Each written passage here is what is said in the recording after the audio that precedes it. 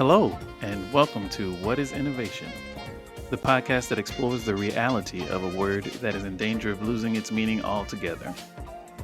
This podcast is produced by Outlast Consulting, LLC, a boutique consultancy that helps companies use innovation principles to solve their toughest business problems. I'm your host, Jared Simmons, and I'm so excited to have Andy Benz. Andy Benz is a co-founder of ChangeLogic, a Boston-based strategic advisory firm. He works with CEOs, boards, and senior teams as they lead significant business change. His goal is to help organizations liberate their potential to excite the world with innovation. Andy has 25 years of consulting experience as both an external and internal consultant for McKinsey Company, the IBM Corporation, and ChangeLogic. At IBM, Andy was deeply involved in the Emerging Business Opportunity Program, for which he received an award from IBM's vice chairman. Andy, welcome to the show. So excited to get to chat with you. Thank you for the invitation, Jared. It's great to talk to you and to speak to somebody in the warm weather of Atlanta. Up here in Boston, we need a little bit of encouragement that it'll get warm again one day. Yeah, hopefully it's headed your way from us. But well, why don't we dive right in? What, in your mind, is innovation? Innovation is converting an idea into something that is used. So for me, it has to be, it's not invention. Invention is like a really vital antecedent of most of innovation, but it's really about, can you turn something into something that's used? And, you know, if you go on, you could then say, well, that solves a problem and whatever. But I think it is used is the point. That's the test. Right. And then obviously, you know, we're in business a lot of the time, then is it used and creates a commercial return or whatever? That's a proxy of use. Right. And sometimes I think we get over-focused in business on the commercial return, or certainly we get over-focused on the idea and not enough on does somebody use it? What are they going to use it for? How is it going to get applied? What problem will it solve? That's really the place of obsession, I think, for innovation. I love that definition. The stopping at the use is something I haven't really heard someone talk about. And I like that a lot because I've heard people talk about taking it all the way through to the consumer, or how it creates value and all those other things. But the element, the actual sort of fundamental element of that, as you said, is it actually being used? Yeah. And I guess once you have a user in the broadest sense of the term, then you have space to learn and evolve if necessary, but then you have space to learn. That's right, because somebody is using you, finding out what they're doing with it. You can then build and iterate around it based on what you see happening. And of course, you know, innovation nowadays is as much to do with that element of surprise of what happens in a crowd, right? What happens in a platform and so on. So yeah, that's also a key part of it. Yeah, I like that a lot. I think it also opens the definition of innovation up to services in a way that is often kind of closed off. Yeah. In our book, Corporate Explorer, we talk about the role of what people talk about as the MVP, finding out if your innovation is useful to somebody. And we actually call it MVO, a minimum viable offering, because services is just as relevant. And indeed, one of the case studies in the book is from management consulting. Management consulting is innovating, which is quite a rarity in many ways. Yeah. And there, you know, you have to but even with a product, there's more than just the physical product to the value, right? So I think getting into thinking about how we're using things, what's the offering we're being made, then how's it being, you know, consumed or adopted by the user is the kind of language that we try to use. I can imagine a lot of people who are creating, the idea creators, the service creators, have a lens on what innovation is or what would make something innovative. I like your definition because it implicitly puts the user in the driver's seat in terms of defining what is innovation. So what do you think about that? And then have you seen that kind of make a difference in how people approach innovation? Yeah, I think it's not non-controversial. Sure. So actually, I'll use two examples. One of them is from Atlanta, is the Atlanta Opera Company. And I have the tremendous, if given my accent and my location, unlikely pleasure of being on the advisory council of the Atlanta Opera. Oh, wow. Yeah. Next time I'm down there, I'll take you to a performance. That'd be great. And you have an outstanding general manager, one of the most innovative leaders in opera in the world, Thomas Vullin. You should have him on your show. He's just totally outstanding. Yeah. And so we've helped Toma and team when they were facing how do they sustain performances during the COVID lockdown. And they created this big tent series. And if you heard about this, they put it in a baseball field in a college in Atlanta. Oh, right. And they opera differently. They did a whole bunch of different, they introduced doing it with movies and all kinds. Unbelievable. But part of the thing that still, even as Toma innovated and certainly made his concept of opera useful to people that otherwise was just in his head, right. For him, this is still a creative vision. And he's not very interested in, I love the man, Stanley, if he's listening. It's not about a user-generated creative vision. Right. He is creative. But then the second example I'd go, we work for a large Japanese firm, and they are fabulous technical innovators. And for them, the question of innovation is about the question of technical breakthrough. And then, yes, we will investigate the potential applications for our innovation. Right. And so I understand that this is a kind of completely different mentality or set of assumptions. And they're brilliant, and I get them, and they've clearly worked. It's not as if nobody has ever had a technical vision or a creative vision that didn't have a good, focus group result or something, right? Right. But I think we no longer have time for that thinking in our modern world. Mm-hmm. I can't justify that, and therefore I can't put it in my definition of innovation. For me, I have to be curious about how it's going to get used, because that is actually what will drive me to be more successful. And, in Corporate Explorer, we tell a couple of stories of where firms fall into the solution trap, where they get so wrapped up in their own definition of creating value that they really struggle to realize that the users have got a big objection. Their big objection is, we don't need it. And so the reality is that non-consumption of an innovation is often the most likely response. And we don't even have that. It's going to be against a competitor, or they'll like this. It's actually, no, I don't want it at all. Right. And a lot of innovations actually land that place for a bunch of and it's usually because we haven't really thought through how it's used. There's another dimension to this question of use, which is adoption and adoption chains. Yes. I don't know if you've read the work of Ron Adner from Tuck Business School. Ron's work is underappreciated, in my view. Yeah. Because in very simple terms, what Ron says is that any product is necessarily a sequence of points of adoption. You might create a product, but it's got to get through distribution, it's got to get sold, it's got to get the home environment in which it's used. He gives this very vivid example of Pfizer and inhalable insulin. And so brilliant innovation. Yeah. Being able to deliver insulin in such a convenient to carry and consume form. Amazing. Yeah. Right. And it gets FDA approval on one condition. And the condition is that you have a breath test to make sure that you have the appropriate lung capacity to absorb the compound into your bloodstream. And so they go to the doctors they've been working with, the endocrinologists, and oh, yes, we've all got that equipment. That's fine. And of course, the problem is that diabetes patients don't see endocrinologists every day. They see general practitioners, right? Yeah. Who don't have that. And therefore, they can't get the thing prescribed. And so it falls. That's the barrier. That's the barrier. And Wow. you can go to here's another example of digital movie projectors that are there for 10 years, but there's no incentive for movie theaters to adopt them. And eventually they have to be given a whole finance scheme to be able to have a reason to adopt them. Right. So the point is, this use question turns out to be a dimension of innovation that we often ignore. Right? So I think that's another reason for including it in our definition. Yeah, I think there's just so much to unpack there. My brain is just pinging with questions and thoughts, but the element of tying use in your definition to this sequence of adoption choice, because to me it takes it back to choices. Yes. And at every point, at every point in that series of adoptions, this person is either choosing to continue down the path or not. And so in that choice is an unconscious value equation.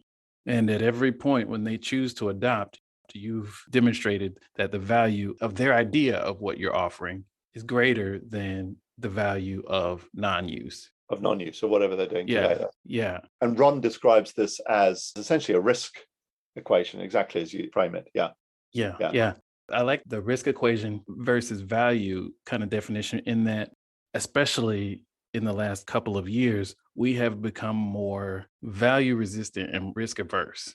So I think companies, industries, and people have become more cognizant in their value equation of the potential downside than the potential upside. Right. And I think the coefficients on those have changed. Right. In terms of... Because of the pandemic, you mean? Because of the pandemic and because of the economic fallout of the pandemic. Yeah. And because of the macroeconomic swirl that has come from the pandemic. So there's the sort of medical aspect of it, but then also how it has sort of dominoed into all the other aspects of how you would choose peanut butter or facial tissues. Yeah. I think a lot of the math that consumer goods companies, and I'll just speak for that because that's the area we work in. Yeah. A lot of the math consumer goods companies have done in terms of, okay, this is our pricing model.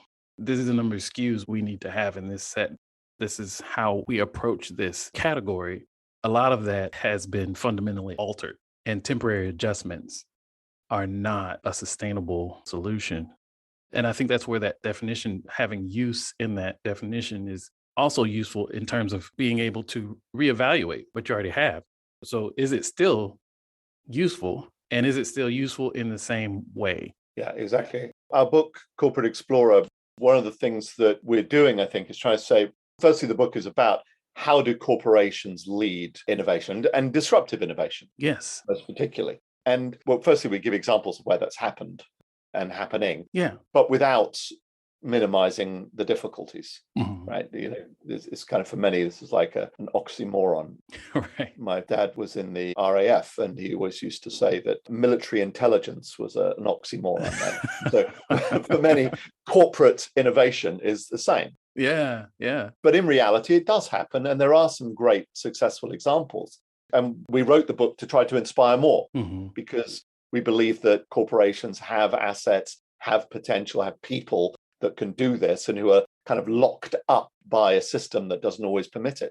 And if you like, the one place where I think corporations can advance their practice is if they get used to this notion of de-risking, of learning, of testing, and testing about the usage, learning about the problems that customers have, are the kinds of things that can come through this kind of level of uncertainty that you're describing, and making that a more embedded practice and human practice as well.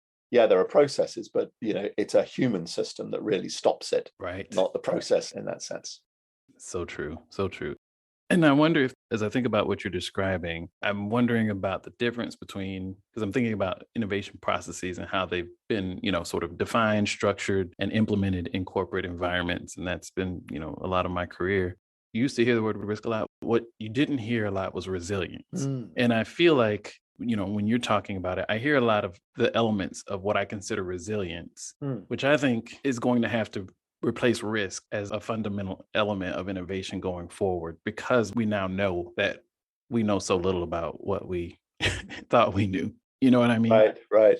The risk is premised on the notion that you can eliminate it. Exactly. Right. Intriguing. I like that. That's intriguing. Yeah.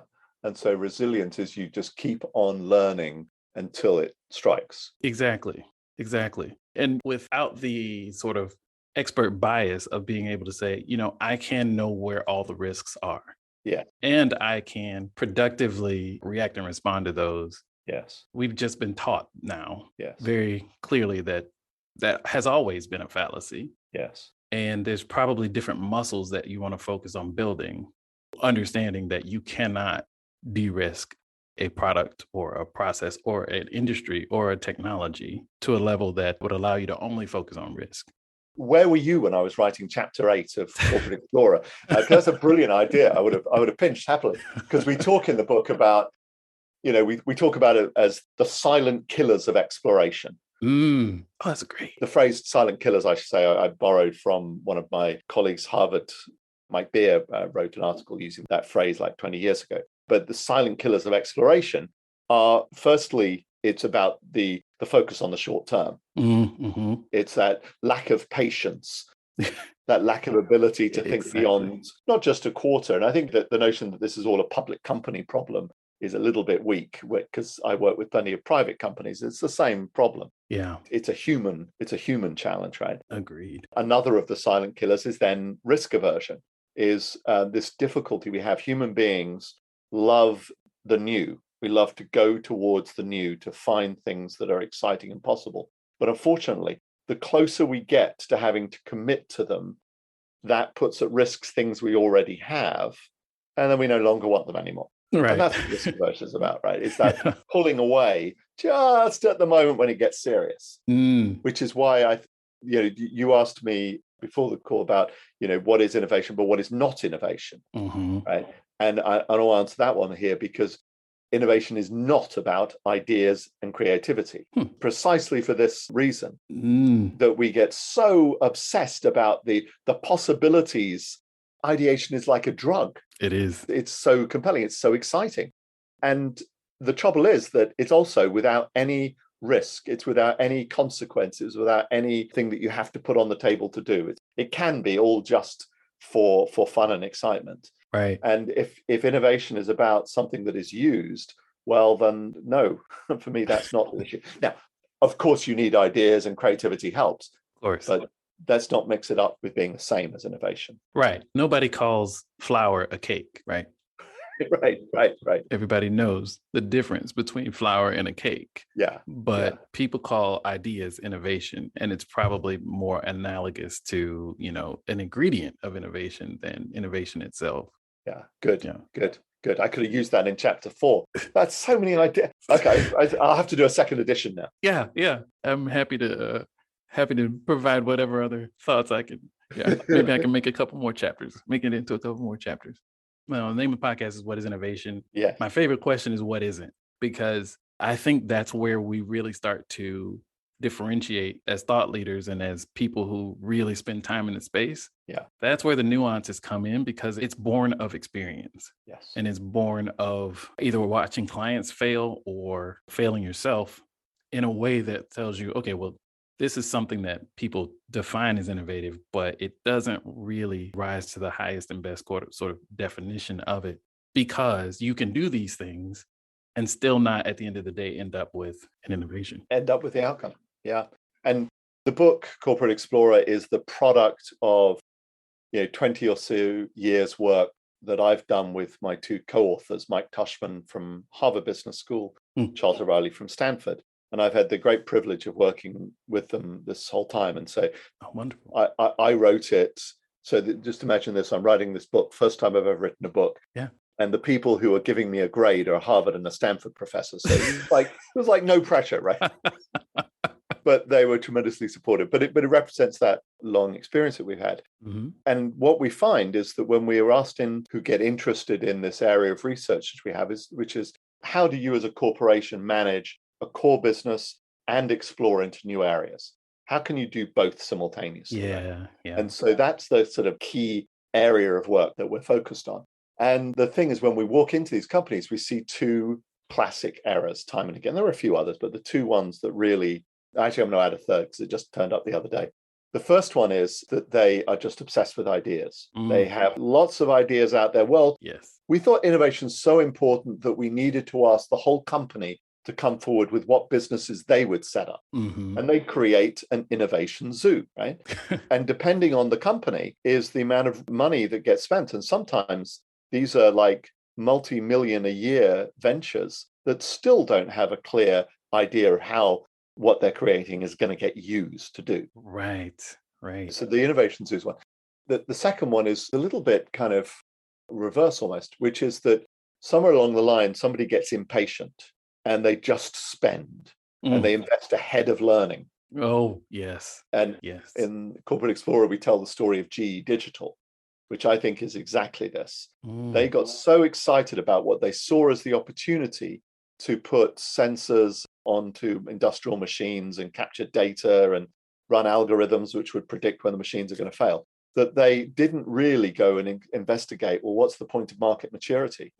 Right. Do people use this? Do they have the adoption chain to use it? Is it ready?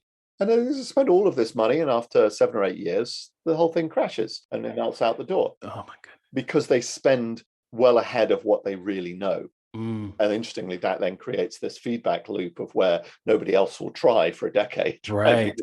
It poisons the well. Yeah, absolutely. Yeah. And the third one, though, which I haven't seen for a couple of years, but I saw again last week, is the let's go spend $1 billion on a startup. This poor guy was telling me a story the other day. I won't say the company. They spent $1 billion, and it turns out that they have none of the legal conditions or regulatory conditions which would lead the customers to be able to purchase the product. They don't have an identified use case, but the company projections are off the chart. Of course, yeah. And you're like, oh. And so those three, and it's all about put more system around it and trust that you have the people. Because we call the book Corporate Explorer, because our contention is that companies have the same ability to release the spirit of innovation in individuals, or the exploratory spirit, as individuals do out on their own in startups. Right. And actually, you've got more assets to do it with. Exactly. Yeah. Yeah. I think that's well said on a number of levels. And that point you just made at the end there sparks a whole kind of soapbox for me around the entrepreneur being the highest form of innovator, which to me is just having done both. Right. Started a company and worked in an innovation department within large companies. There is no cap on the ability of corporate teams to innovate. Yeah. No natural cap on it. Yeah. Now, to me, it's more about eliminating the barriers to that. Yes. And so when you take it from a humanistic approach, as you have, the corporate explorer is every bit as innovative and every bit as creative and every bit as resourceful and capable of driving every bit as much value as a freestanding entrepreneur. I mean, people forget that things like Gmail were basically internal corporate innovations. Yeah. Yeah. And the $1 billion brands, Pampers is a $10 billion plus. I'm sure it was $10 billion when I worked on it. Yeah. Those kinds of businesses started with an idea, started from the mind of an innovator. That's right. And, there aren't a lot of $10 billion startups. No. So I think that to me was just kind of unlocked by what you said. So I'm going to climb down off my soapbox. I'll join you. I'll get, if there's room. There's plenty. Right. The thing that I think is that they're hiding in plain sight. You don't make headlines for a big company innovates again. Right. And so with this myth that there's something wrong is never fully punctured. One of the examples we have in the book is Microsoft. If you think about what Microsoft did with 365, right? Yes. Moving online Exchange server, this completely opened up this whole new area of innovation for them. And as your mention of Gmail, and they took what could have been Google's. Yep. And they did that in a very deliberate way. There was a corporate explorer, Rajesh Shah, who led that whole thing, working for this great innovator, Shilu. And they built that business from within Microsoft, a fabulous thing to do. And actually also breaking this notion that you can't cannibalize your existing business. Right. They figured out how to do that, right? They figured out how to make sure that their ecosystem remained engaged and remained incentive to help them. Right. We tell the story of LexisNexis, which was a relatively sleepy legal information company. And there in Atlanta, Georgia, it created the risk solutions business, now a multi-billion-dollar entity created directly out of the LexisNexis business, right? So there are so many examples that are right there hiding in plain sight. And they should give encouragement both to executives, but also to those corporate explorers. Because one of the other things we observe is that very rarely do the corporate explorers get given responsibility to do this. Hey, Jared, go set up $1 billion business for me. Right. It happens, but mostly it's Jared saying, hey, Andy, I've got this great idea and you need to give me a little bit of funding to prove it. And I'll go, no, get on with your day job. And then you'll keep at me and you'll keep bringing data, you'll keep bringing perspective. And it happens, right? Right. My favorite story, we opened the book with this, is Christian Kurtis in Hungary. He's a manager in the European insurance company, Uniqa. And he fights his way up to the board and says, hey, board, this big insurance bureaucracy that you operate today, I can do the same with just 2 people. Wow. How about funding me with just 2 people? Do you want to do that? And he gets them so wound up that this could be true, that they do fund him because they're fearful that if it is true, they won't know anything about their own future. Right. And so this business becomes Share Risk, which is a digital insurance line now rolling out across Europe, right? So you can do it from inside up to the top of the business. And yes, it's hard. Not all the CEOs are as enlightened as that CEO, right. But it is possible. That's the point. That is a great point and very hopeful and inspiring examples that don't get the exposure to the light of day that they should. Yeah. And I think that's what perpetuates the myth. Yeah. People who are innovative and they run into these sort of brick walls internally. I've got this idea. I can do this with two people. No, no, no, no, no, no, no, no, no. Pushing through that to get to that last yes. At some point, it kind of comes back to the adoption conversation. Mm. At some point, the value of pushing forward to that next decision maker, the sort of risk, associated with that feels greater than, oh, I'm just going to find someone. I'm going to go to an incubator and I'm going to give away half my company and I'm going to, all that stuff. Yeah. So do you talk about that at all in the book? Yeah, totally. I mean, we just did a little bit of a survey on this actually, where we're trying to get at what are some of the compensation models for corporate explorers. Yeah. And one of the questions we ask them is, what's the risk that you have? Right. And off the chart, the biggest risk is reputation. Huh. And you have to see that the corporate explorer is part of a social network. They live in this social context, and reputation is one of the things that they have at risk when they do this. And for the most part, fascinating. Explorers are always unpopular, right? Right. Recently, the wreck of Ernst Shackleton's boat was found in the Antarctic, right? Mm-hmm. If you actually read Shackleton's story, you're like, what was he thinking? It's like he marches, whatever it was, I can't remember the details, like 120 days across the Antarctic and eventually finds safety.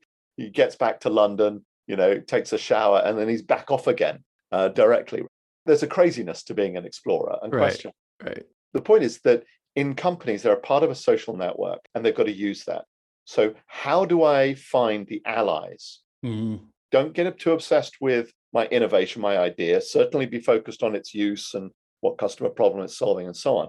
But also think about, okay, who are my allies? Who are the people who are going to really do something to help me with this? And then who are my advocates? Who are those who will at least speak well of what I'm proposing? Mm-hmm. And speak up for me at various points. This is important at the beginning for sure, but it's also important as it progresses, because it's very easy for an organization to turn against an innovation based on just a few data. Yes, so true. Got to manage that social network around it so that you're part of a movement, not just resting on the quality of your idea. Yes. And one of the things that corporate explorers sometimes do wrong is they go hide. They think, well, I won't make too much noise and then I won't attract too much attention. I'll just go over here and work on my stuff and then it'll be brilliant. That's really not the way that the successful ones do it. They actually build support around them so that there are many people who think they did it. Mm-hmm. If you go to LexisNexis, the individual corporate explorer was this guy, Jim Peck. Mm-hmm. But there are dozens of people who made it successful. Right. And some of them who think they made it successful, who probably got in the way. Right. But they think they made it successful. Yeah. And that's a little different to the entrepreneur, where they're often all about them. Yes. Yeah. And this is one of those big differences, I think. It takes a lot of personal investment, some humility, which isn't always go with that perseverance and resilience that you describe. Right. But it is there and it's possible.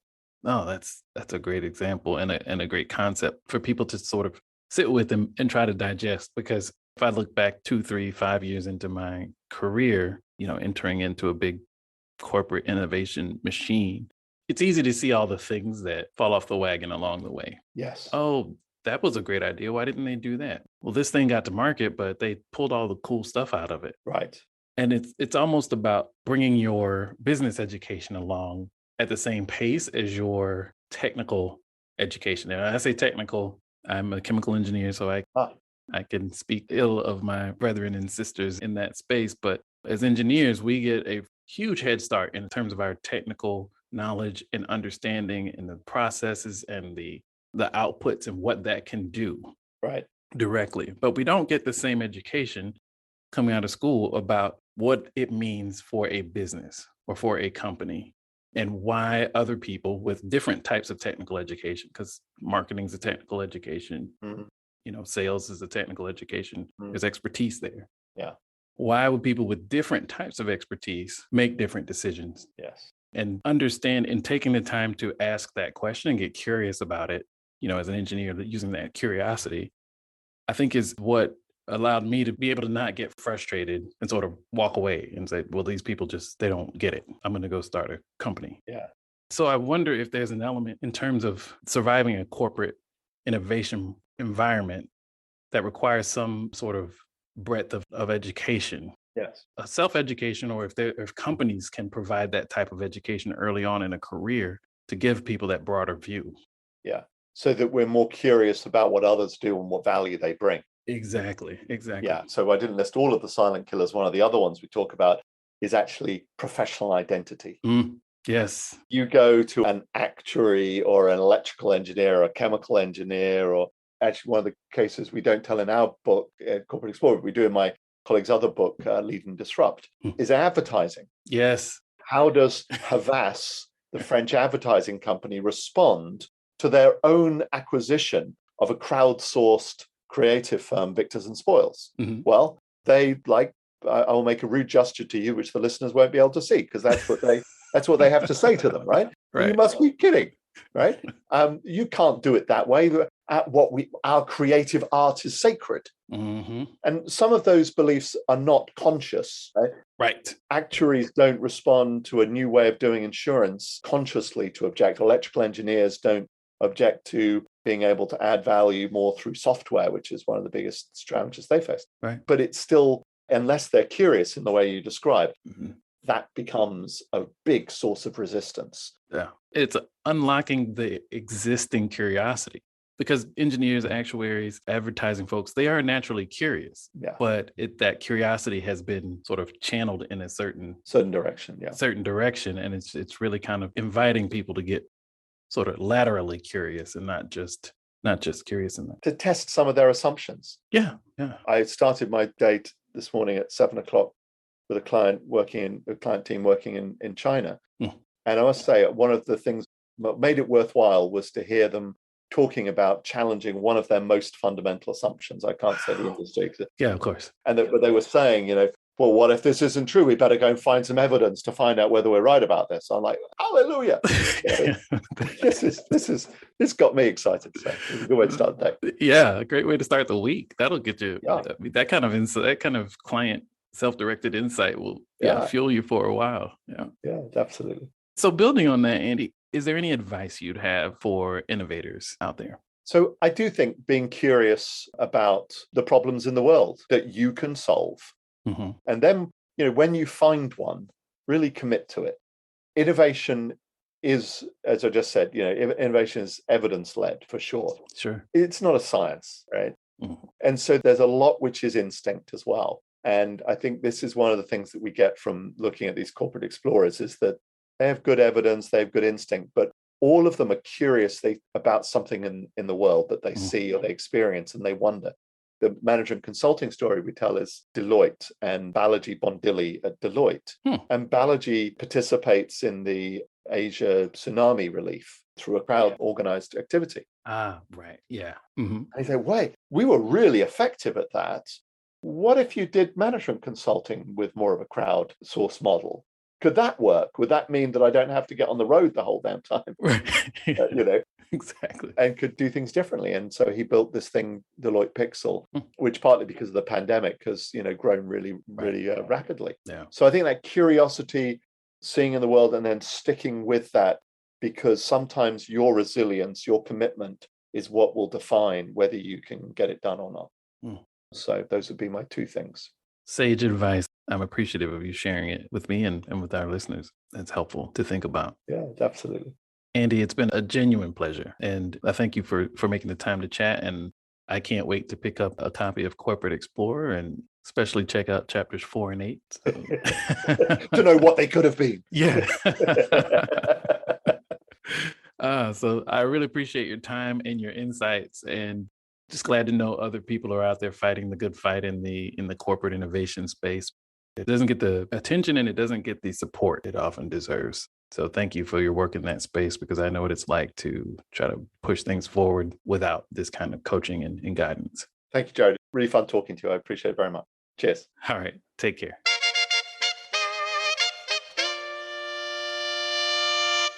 We'd love to hear your thoughts about this week's show. You can drop us a line on Twitter at OutlastLLC. OUTLAST LLC, or follow us on LinkedIn where we're Outlast Consulting. Until next time, keep innovating, whatever that means.